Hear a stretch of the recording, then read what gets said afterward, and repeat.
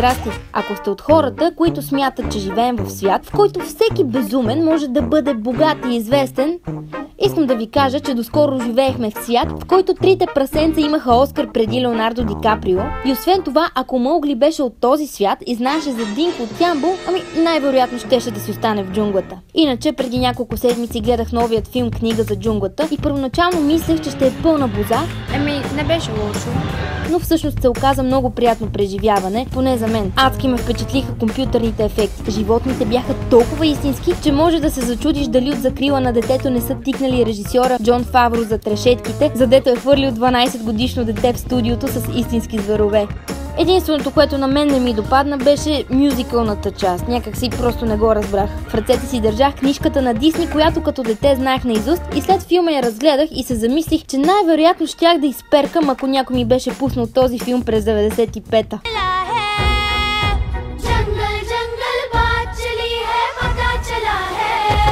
Сега, вадете си кърпичките и спъднете в умиление. Днес ще се върнем назад във времето. Pioneer Studio пуска на пазара втория аудиоалбум на Глория "За добро или зло".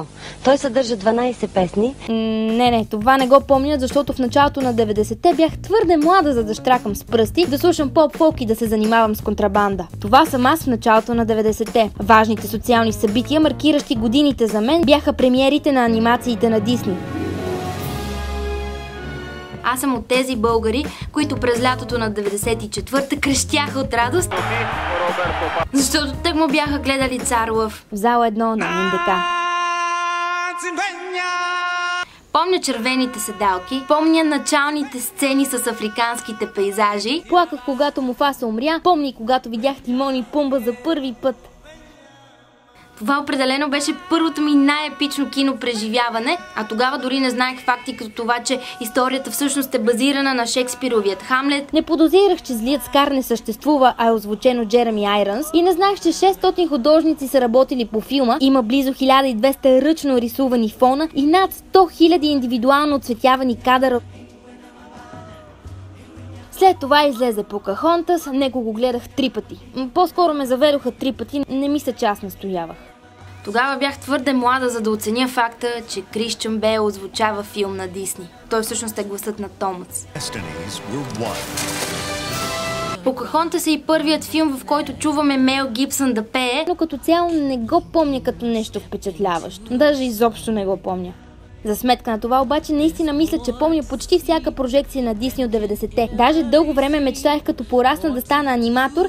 След това мечтах да стана фризьорка, после Тина Търнър, после исках да стана космонавт, и въпреки това, до ден днешен темата за историята и развитието на анимацията ми е супер интересна. Така, кои са най-важните анимации в историята? Този път създаването на безпрецедентен анализ по темата се оказа труден дори за Института по пуканките. Това е все едно да кажеш коя е най-известната поп-фолклория. Те всички са супер известни, много ясно. Аз просто почетох доста и извадих няколко филма. Реших да започна с Steamboat Willie, защото това е първата анимация, в която има синхронизиран звук. В главната роля е Мики Маус, който невинно измъчва животни. Има я и Мини Маус, но в краткото филмче няма диалог. Създадено, разбира се, от Уолт Дисни. А първият пълнометражен анимационен филм е "Снежанка и седемте джуджета" от 1937 година, и той е голямата сбъдната мечта на Уолт Дисни, върху която работил над 4 години. Също така това е първата цветна анимация. И както всяко хубаво нещо, проектът изял страшно много пари и с течение на времето много хора започнали да мислят, че накрая филма или няма да излезе, или ще е пълен провал. Но в крайна сметка станал фурор и влиза в историята на киното. Даже на 11-те награди Оскар филма спечелил специалната награда 1 Оскар и 7 мини Оскарчета. Много сладко. Продължаваме напред. Във всички статии, които четох, беше спомената японската анимация "Божествените военноморски бойци" на Момотаро от 1945 година. Режисьорът Мицуйо Сео получил заповед от Японското военноморско министерство да направи пропаганден филм и той направил първото аниме.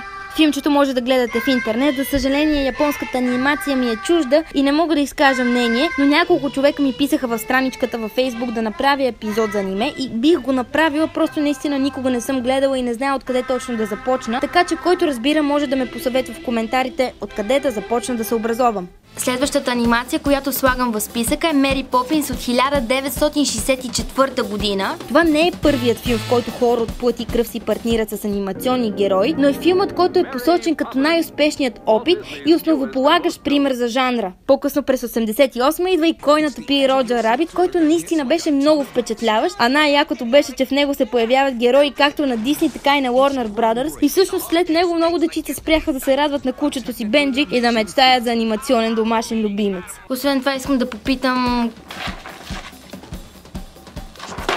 Кой ми се бори плаката? И кой се зарадва на новината за Космически забивки 2? Сега, това видео ще свърши тук. Не защото ми се разпадна импровизираното студио, а защото не искам да претупвам останалите теми за първите секс анимации, анимето и първите компютърни. Те ще останат за следващият епизод. Освен това ще помоля, ако има хора, които разбират от аниме, наистина да ни пишат тук или в страничката във Facebook. Хора, приемам всякакви съвети, кои са важните филми, откъде да започна. И общо като цяло пишете кои са вашите любими анимации. Освен това, тия дни беше откриването на фестивала в Кан и направих едно кратко видео с кадри, които заснех, когато аз бях там преди няколко години. Ако искате, може да го видите в Дръж ми пуканките във Facebook. И така, благодаря, до скоро и Хакуна Матата!